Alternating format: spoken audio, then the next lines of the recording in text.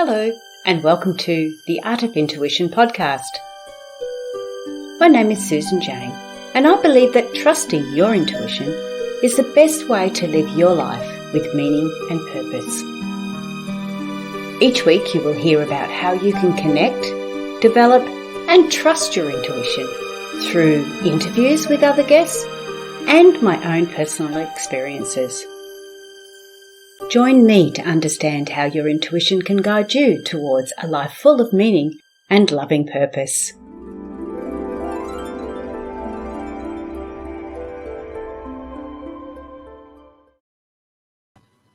Hello and welcome to the Art of Intuition podcast. I'm Susan Jane, your host for the podcast, and today we have the lovely Louise James on. Now, Louise has gone through, like most of us, our dramas in life, but we're not like most of us. We actually work our way through them and create a positive out of the negative. So sometimes we need these dramas just so we do that backflip on life and start to move forward in a more positive way. So if you're stuck there, still in the drama, then maybe you need to listen to this podcast a little bit carefully, because Louise has got everything down pat just like that. But no more from me. I'm going to introduce you to Louise. Come on in, Louise. How are you? Hi, I'm good. Thanks so much for having me, Susan. Louise, actually, we tested your microphone before and it was good, but it's gone very quiet. Oh, has it? Oh dear. I can only just hear you. It was okay before. Yes, I'm not sure what's happened there. Apologies. Let me see if I can get it adjusted. I can see that it's. Can you hear me better now? That's better. Yeah, you've just come a bit closer, I think. Yeah, that's cool. You'll get a full frontal face of me now. That's all right. I'll come off the screen soon, and the people on the podcast can't see anyway. That's true enough. So, Louise, tell us about your life. How did you get to where you are now? So I'm, as you can probably hear from my accent, I'm originally from England, although actually I was born on the Rock of Gibraltar, which is south of Spain. My father was a naval man. And I arrived in Australia about 20 years ago, actually this October. I have worked in corporate world and also for a number of not-for-profits, and had a great life through traveling and experiencing different things, but actually came to sort of full stop moment for me in 2015 when I was diagnosed with breast cancer. I'm a single mother with two children, and my children at the time, my son was 11 and my daughter was 9. And we'd moved to the countryside and had settled down here. My son had been diagnosed just about a year or so before then with Asperger's, autism, as it's now called, now that we know how to spell and say the name Asperger's. They've changed the labelling. So we moved down into the countryside. So it was a bit of a shock, I think, at first. I was like, oh my goodness, I feel like I've done my dues in life. And from that experience with breast cancer, I had a roller coaster year of treatments. And I actually found that it was after cancer that when I tried to go back to my old life and my old way of being, that I really started to realize there were lessons I hadn't fully learned from that experience, and that I wasn't really able to move forward until I'd sort of uncovered what perhaps limiting beliefs or old stories that were holding me back from really living my true authentic self. So basically you were diagnosed with breast cancer around the same time your son was diagnosed with Asperger's. He had been diagnosed a couple of years beforehand, a few years before, but I think it was, no one wants to hear this when you are diagnosed with cancer, that, that there's an element of your life, there's a disconnect between your body and mind. And so that's the sort of breaking down within your body. And I hadn't really listened to it. And I'm sure all mothers out there know that you keep going until you sort of collapse in a heap. And I think with myself, it was very much that I just kept going, didn't listen to my own, my body was screaming at the time, like, just stop, until it actually sort of made me fully stop. and have to take care of itself. So I had sort of stopped listening to my own inner wisdom and what my bodies and emotions were telling me, which actually served me well, as in surviving that experience. But afterwards, I knew that if I had limited time in life, I really wanted to experience life fully and thrive in life, and that there were things that I needed to do to help me really on that pathway, which is when I started a new way of looking at things and taking a holistic approach in life, restudying holistic counseling, understanding my mind and body connection, really listening to my intuition. And when I was being triggered, what did that mean for me? What was I missing? And really listening to the words that I was telling myself, the old stories that we take as like gospel, but actually if we pause, the power in that is actually reflecting and going, is this really what I want to do in life? Is this something someone's told me what I should be doing with my life? Or is this an old pattern from childhood that I just haven't addressed? So I started my own self-discovery journey, and starting to transform my life from mind, body, and soul, really. Because I think, one thing that cancer does, it really wakes you up. And if you have a limit with your time, we often don't face that until we are given a life-threatening disease. Is, okay, what do I really want to do? How do I want to live my life fully? So that's where I came to starting that journey. Wow. So you've been diagnosed. I've never had that. So I really don't know what you're going through, because I can only imagine.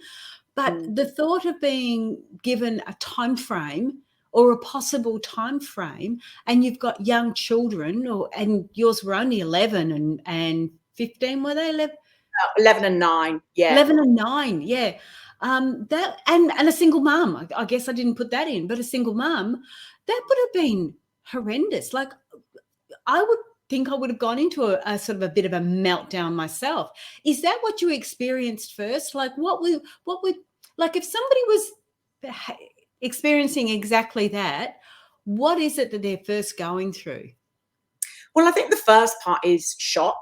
And you kind of sort of disassociate. So I remember when I was actually told I had cancer, I had a friend with me. So that's the first thing I'd always say to anyone: take someone in with you, because it kind of hear blah, blah, blah when the doctor's telling you something. And you almost, well, for me, I disassociated with my body. And I remember almost watching what was happening, but not participating in it, not really taking in what was being discussed. Then there was that element of protection mode for the children, not trying to show them, illustrate too much what I was thinking. And so I would have, of course, I had those moments where, I had crying when they were at school. I tried to pack my emotions into little jars and go, I'll review you later. Because when you don't know what time left you have, it actually is a bit freeing, to be honest. And I actually look back on my life and thought, I'm really glad I've got to this point with the children. I've shown them where I wanted to live, that they had the space. And it actually was afterwards where you are during treatment so busy. So I had chemotherapy and radiotherapy, and then I actually ended up having a full hysterectomy. But I was in such a robot. You're on call it the treatment treadmill. You've got your head down, you follow doctor's directions because you want to know you're giving yourself the best chance. But it was on the other side where I call it the cancer circus, where your appointments for seeing specialists become further and further apart. So you're actually, gone from the full job of surviving to, okay, how do I want to live my life? And there is that sort of cloud for the first 5 years, because ironically, I had worked for a cancer organization years before. So it always was spoken of that 5 years is when you counted as a survivor. So I almost was fearful of planning too much ahead of time, just in case I wasn't here. But at the same time is really living fully and enjoying those simple things. So, moments in nature, catching up with friends, just writing. And writing for me and getting the words out and expressing myself was the beginning. And it was from that point that I actually started capturing moments during that time. And then later on, that's when I wrote my book, No Full Stops. And it was a memoir from that year. The children were my litmus test at the time of how I was doing and how well I was. And my son, because he's quite direct in some of his manners, had come in at one point, and I had just heard, and he was trying to calculate my percentage of survival rate. And I was like, what? How are you doing this? And he was very pragmatic with it. I've taken it by the number of women in Australia have cancer. And he came up with a percentage. And he said, and I times it by 1,000 to come up with this percentage. And in my mind, I was going, should be times by 100, not 1,000 to get a percentage. But I was like, don't say anything, because then he'll have his way of thinking that. And my daughter, during that time, and one of the things that I put in the book was a lot of the beautiful notes that she wrote during that time. And her words like follow your dreams and keep being hummus, which she meant humorous. And then there was one line on it that I just had to sort of hold myself in, because she went, I will never forget you. And I was like, I haven't got anywhere yet. Yeah. Hang on. Whoa, lady. Yeah. You're old. What have you heard? So humor helped me a lot during that time. And that comes through, but also the children. And I think it's about being honest with where you are. And I think that's what was very freeing in that time. You become really truthful to who you are. You're not so apologetic. People do allow you a bit more license, I think, at that time. But it's also, it was freeing. And so on the other side, my mental health went down probably afterwards, because you're sort of picking yourself up and going, who am I? Obviously I lost my hair, and that intellectually that's going to happen. But when it does, it was actually the growing back, because when it grew back, they don't put that in the memo, that you never know what your hair's going to grow back like, but it takes so much time to grow back. So at one point I had a strip down the middle of my head that was blank, and then the rest was growing on either side. So I was like, this is like the reverse Brazilian, for goodness sake. And then it started growing really curly and up and out like a big microphone. So I was like, oh, for goodness sake. And you feel very shallow, because you're like, I'm very glad I'm alive. But then you're like, can I just blend in with everybody again? So it was interesting to see how people reacted. And I remember thinking at one point, this summer beanie I was wearing in the dog park, and thinking I looked quite trendy, or feeling a little bit more pepped up. And this man came up to me and said, have you got leukemia? So I was like, oh God, I must look really sick still. But you get through that part. And I think for me, it was being open, being truthful, really expressing what your emotions are. As I say, writing, that journaling and that free writing really helped me just tap back into my intuition and really be honest with what I was feeling and what I wanted to do. So those are some of the things that during that time that really helped me. And I realized that, we get busy with life, and it was actually slowed me down. And then I had to accept where I was and surrendered that my body was not going to snap back quickly, that I would get tired still. And I would just have to be gentle and go gently with myself as I came to the other side. So how long was that process? How long did that sort of take? So you had the healing, or the working on the operations and that real physical aspect. And then you said, like, you were going to lots of doctors and rah. Then you said they started to extend. Yeah. And you've done the chemo. I have no idea on that time frame. Is that like 2 years, 5 years? Like, because you're going through so much that it's a little bit hard to comprehend. Yeah, and I think that the main point I would make to anyone listening, because most of us will have known someone or may unfortunately have experienced it ourselves, is really allowing that person to express what they're feeling, to ask them what they need, and to give them space to explore. In time lengths, it's different from everybody. So I never knew. I'd heard of chemotherapy. I mean, my baseline was, films that I'd watched. There are some chemotherapies you don't lose your hair. My chemotherapy, I had 2 different types. One of them required me to paint my nails black before each treatment so that the nail bed wouldn't lift off. And there used to be an ice cap you could wear. It wasn't available where I was being treated, but there are some places that do that. So it's never to really assume that what someone is going through, even if you've gone through cancer, is the same experience. So allow them. So I would say, if I had to relate it to your audience, it's like COVID. We may have all gone through the same experience, but our individual experience of that will be very different. So it's like grief. There's a lot of buzzing around you when you first get diagnosed, and then when you've had the funeral, you've just got your focus to get to that point. That's your destination. And then after the funeral, everyone rightly carries on with their lives, but you're left going like, what was the meaning of that? How do I carry on now? What have I learned from that? And what do I do moving forward? So I think that because I had this perception, I just needed to get to 5 years. And that is often where you get your first diagnosis, percentage-wise, the likelihood for you to live up to 5 years. So it is a definite sort of horizon point you work towards. But actually, when I got to it and I spoke to my surgeon that day, I was so ready for him to give me a certificate or a letter. And it was basically because I was about to go travel abroad, and for insurance purposes, a lot of your insurance, it financially impacts you hugely because they want to know that you're going to live to repay a loan or be there for the insurance. And so I was going in with that intention. And of course, he quite rightly reminded me, there's a lot of my patients who've not sat here at 5 years. And so I sort of entered the pool of, I don't know how long I'm going to live, like no one does. But what I did want to do is I didn't want anyone to miss an opportunity and have to wait to a life-threatening illness before they really lived fully and what they wanted to do for their authentic selves to be revealed in both their personal and professional lives.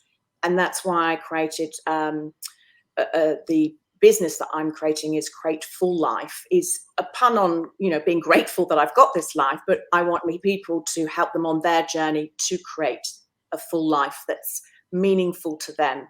Because what might be for me really important, and I have a client who loves running, and for her that's like breathing, and for me that is just a nightmare. I'd rather go walking or explore something, but running and my knees, and as you know, we spoke before, unfortunately I fell over and twisted my ankle at the weeding, and because I've got osteoporosis as part of from the cancer med, I'm unfortunately fractured my foot.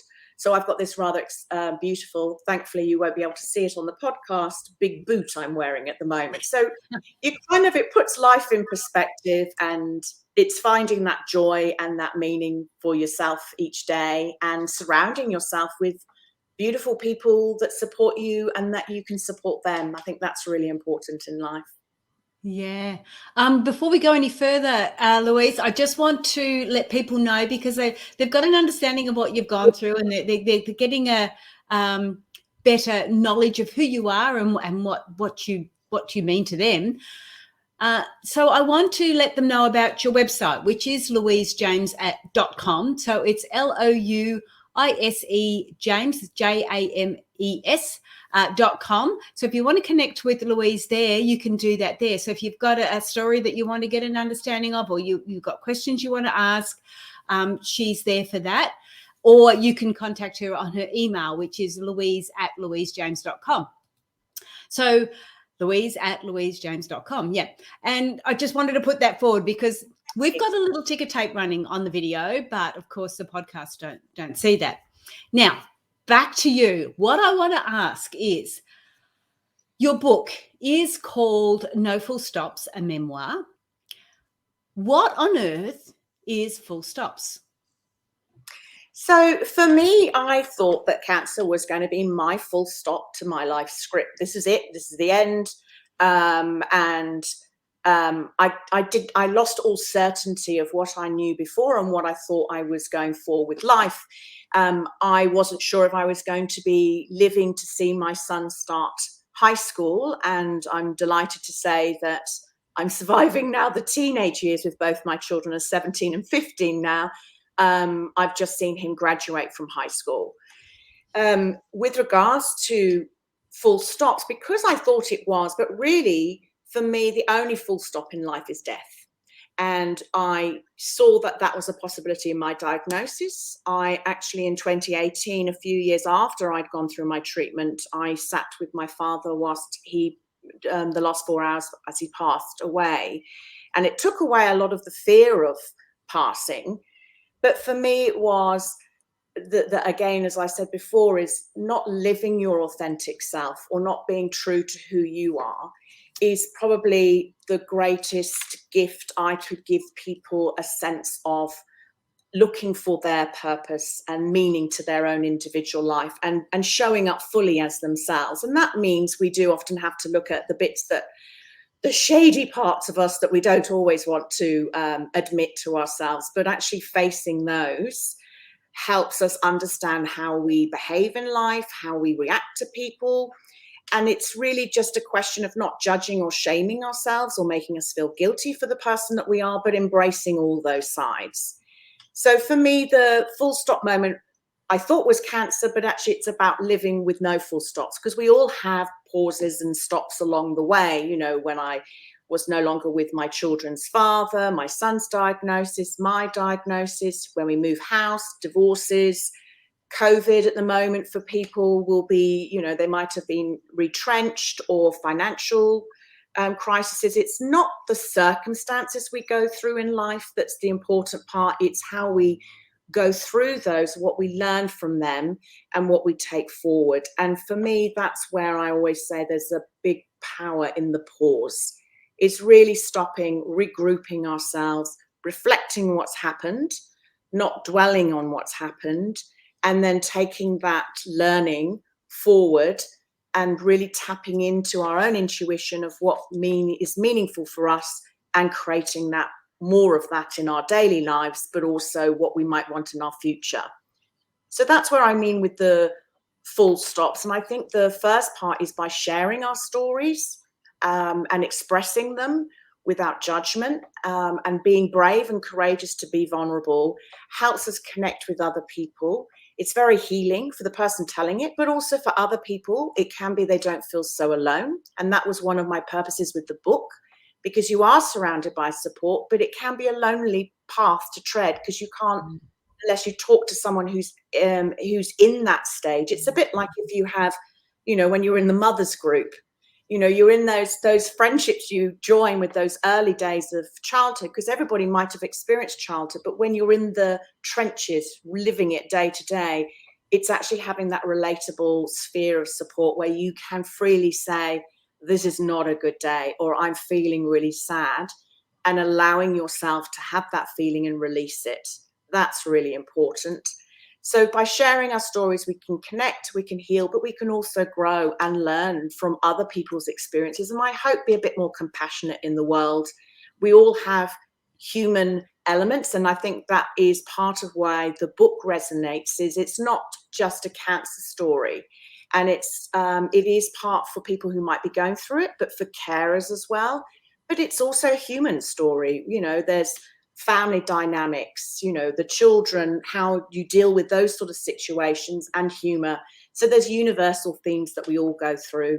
And that's, for me, one of the biggest drivers for me, is to be open and vulnerable, so that people can feel that they can express themselves as well in a safe place. And that's what I wanted to build in my business going forward, is providing that for someone to unpack themselves. Because often when we share it with friends or family, they might try and fix us, or they'll try and give us a solution. And sometimes we just need to sit and say it and hear it for the first time. There's a power when you speak your words. It really resonates through your body and the emotions. So by sharing that with someone else and being heard, seen, and validated, that's really important as well, because we all want that. We want to feel that we've got a purpose, that we're seen for who we are, for all of us. So that's absolutely. Yeah. Oh, that was lovely and well said. Really well said. What I want to take from that is you're talking about words. Now, I know you've always been fascinated with the power of words and how they can motivate and uplift us, but they can also drag us down as well. So a simple terminology or wording or something can have such a impactful event on somebody in a positive or a negative manner. So we do really need to be very, very mindful. But when I was talking to you about it earlier, you were also saying about the words that we hear in our head or the words that we are saying to ourselves. And these are those stories that we keep repeating over and over again. Can you elaborate on that one a little bit more for me?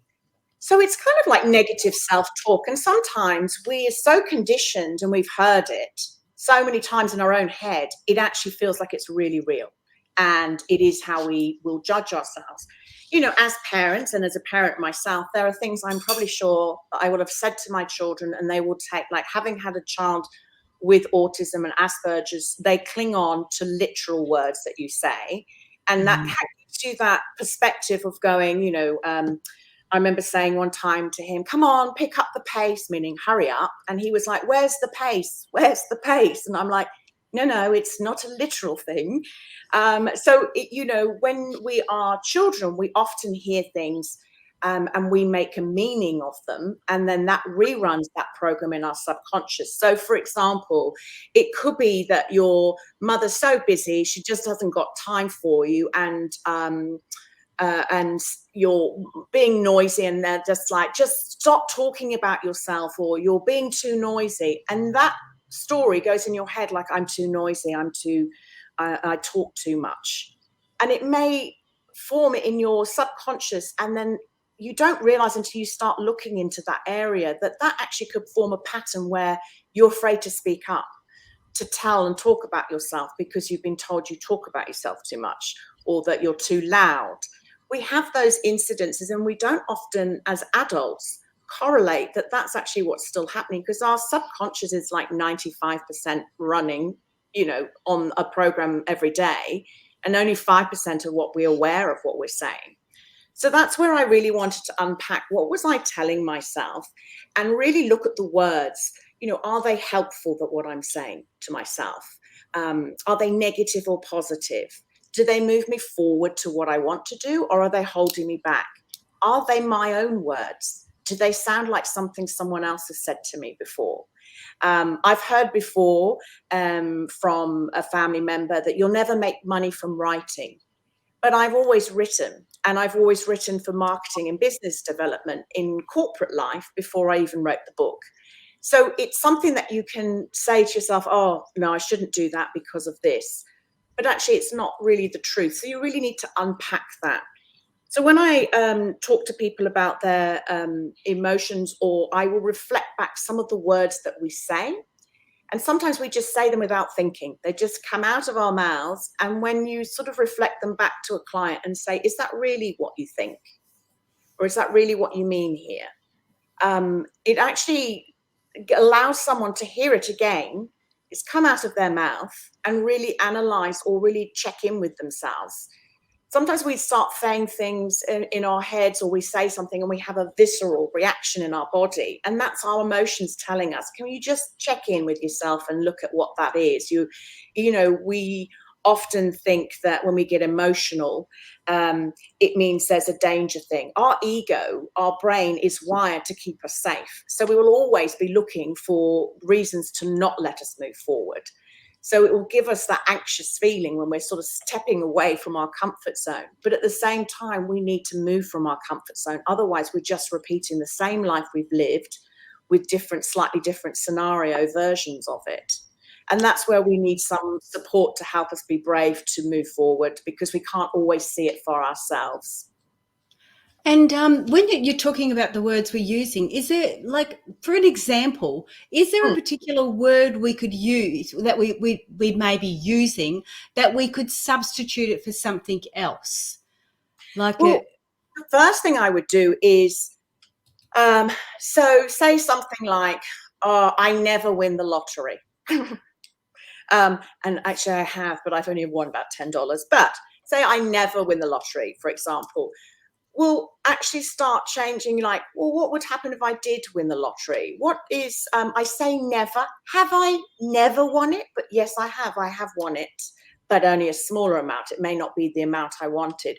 So always just look at the actual individual words, change them around. What would it be if I did win the lottery?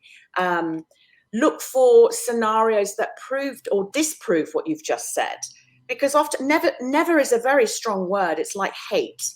It could be it's hate, but it's actually more, I'm frustrated. It's not that I hate that person. That person frustrates me. Well, why does that person frustrate you? Is there something that they're doing that actually you're not brave enough to do yourself, or that you think they're showing off or speaking their words, and it's because actually you're feeling uncomfortable speaking your own words? There's a lot we can learn about the way we react to words, the type of words we're saying, changing the words around, and really, sit in and feel like, how does it feel in our body when we say that? Are we excited and uplifted? Because if it is like, it's like when they play that Spotto game with your kids, and you say, right, Spotto, if you see a red car, well, suddenly you're always looking around for red cars to look at them. So if you've got negative thinking, you'll always be looking out for negative things to reconfirm what your belief is.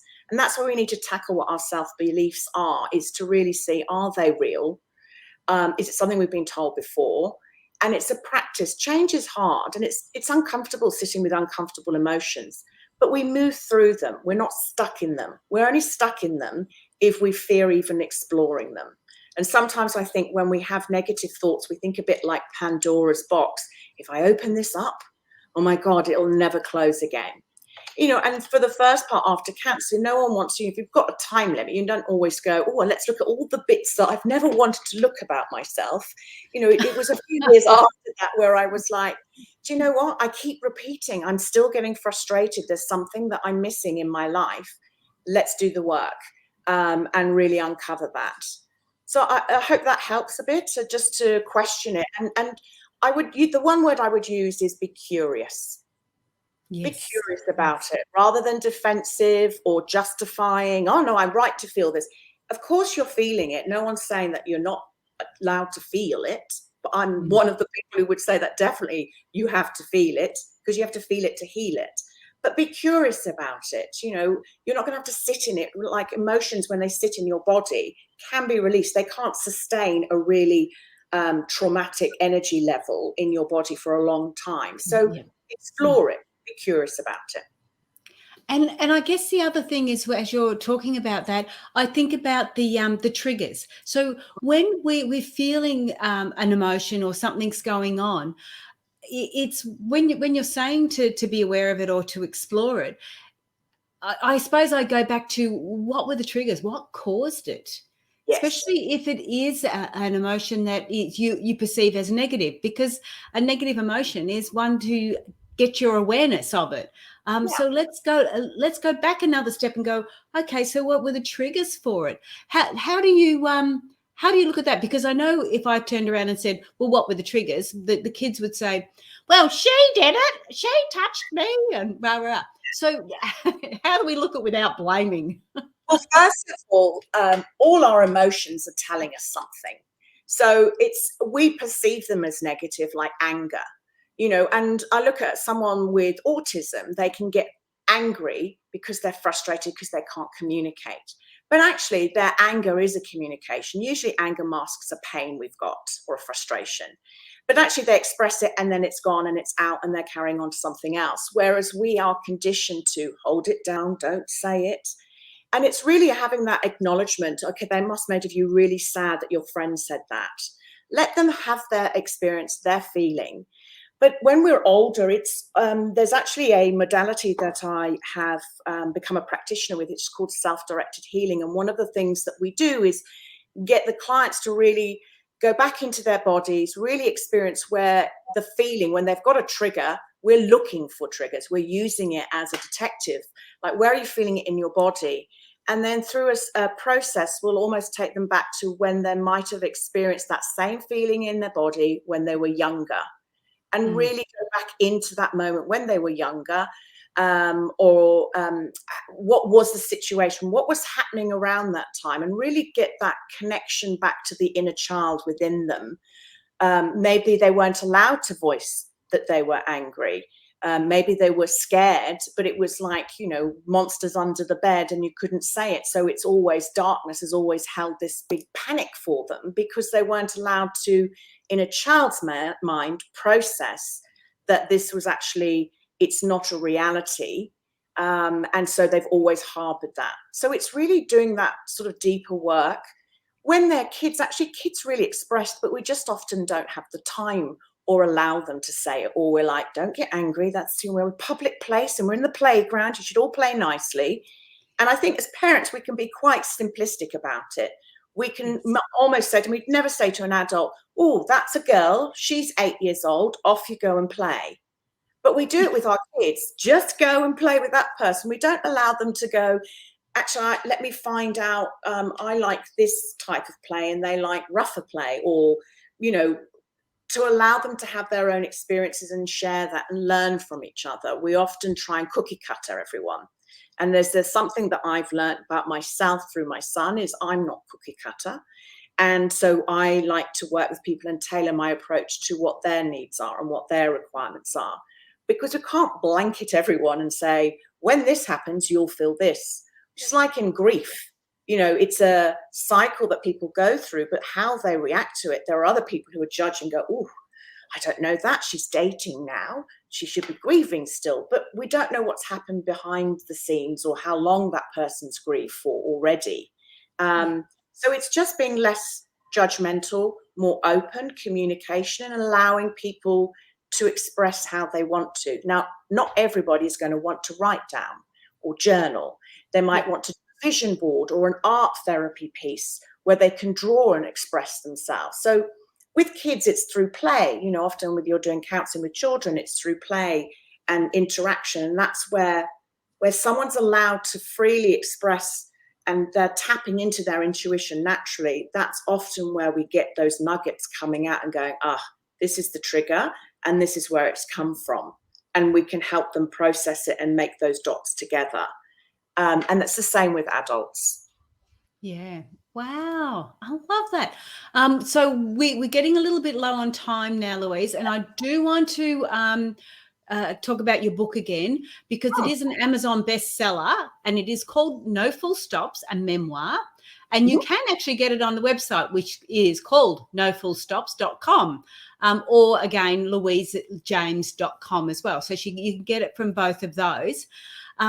I can't remember what I was going to say. Well, I guess that the only difference is you can get it on it's on like, I don't know how many thousands of, it is an Amazon bestseller. And I was really fortunate. It went #1 in a number of categories: personal transformation, memoir, etc., and cancer, and other categories, because I wanted to make sure it could be accessible. It's actually an ebook as well. You can download on Amazon. The reason I have it on my website is that I, will write inside signature for you for whatever that's worth, but just to have that personal contact. But yes, you can go to Amazon, Barnes and Nobles. I know you've got people in the States as well. So throughout the world, it's available. And I'm at the moment starting to write my second book, which is exciting. But it was released earlier in this year. I was writing it and I actually took a pause because, of course, here in Australia we had the bushfires, we've had COVID. I'm surprised we haven't had toads or some other biblical thing come down. Well, we have them in Queensland, thanks very much. You can have them in New South Wales, we don't mind.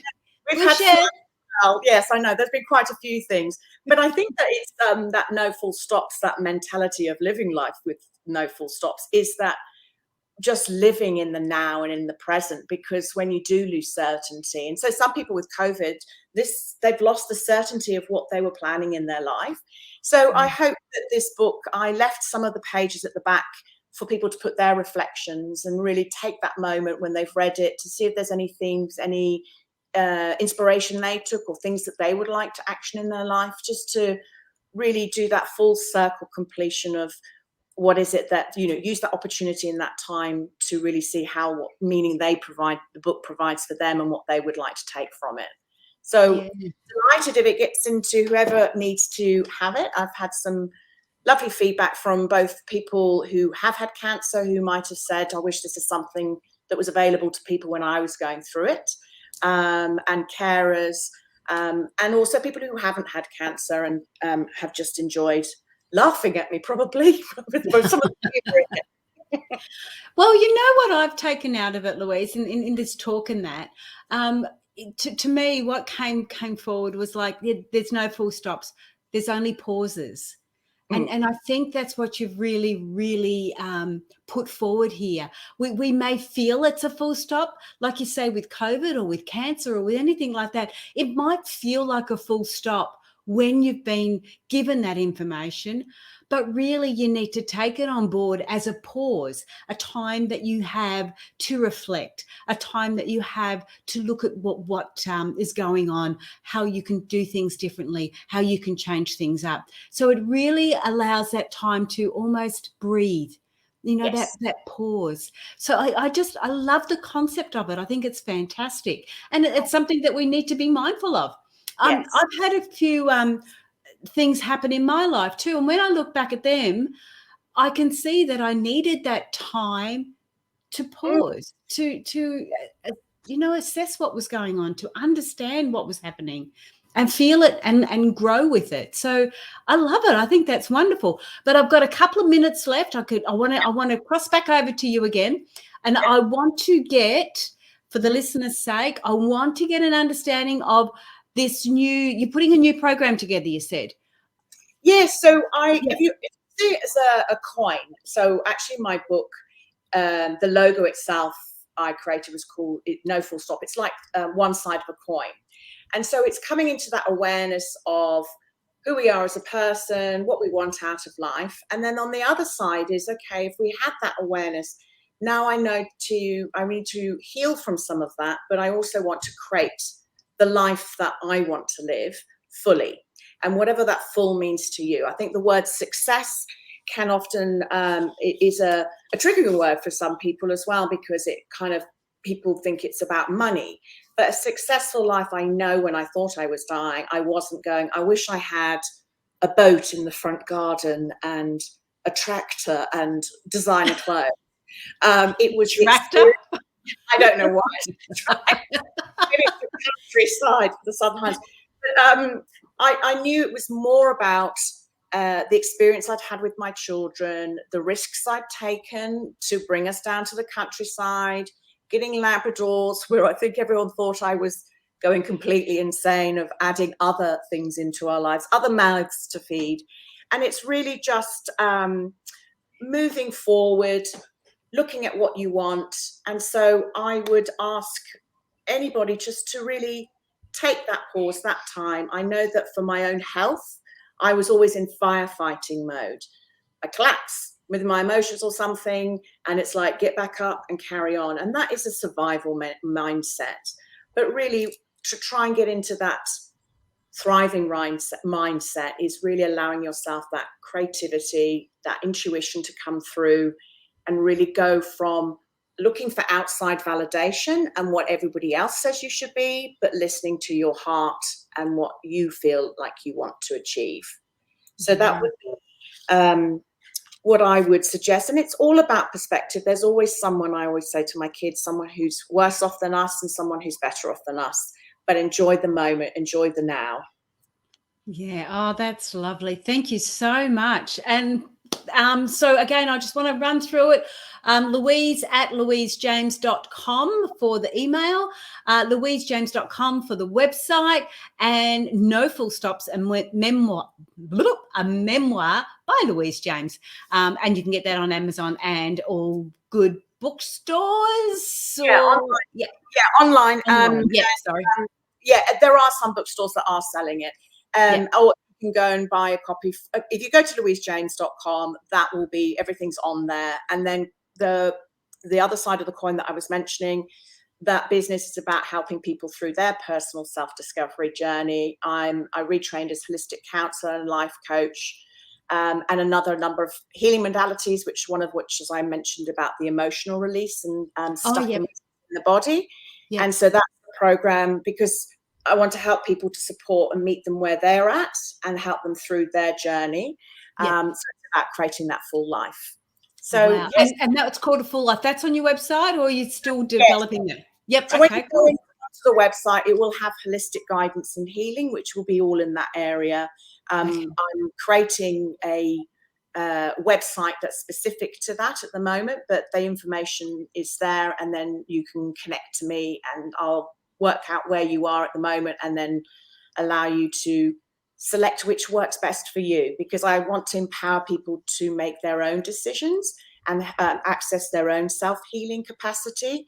So for me, it's about empowering women through counselling and coaching to, so that they can go from beyond working with me and step forward in their own power. We all have that, and sometimes we just need to reconnect to that. Absolutely. Totally agree. Well, thank you so much for being on the show. I really enjoyed it. Again, if you want to connect with Louise, you've got all the details there, and she can help you through different things like that. We'll close it at there. I will say goodbye. Thank you again for being on the show. I will chat with you after. Don't go away. I will chat with you after that. Is there one last thing you want to put forward before you go?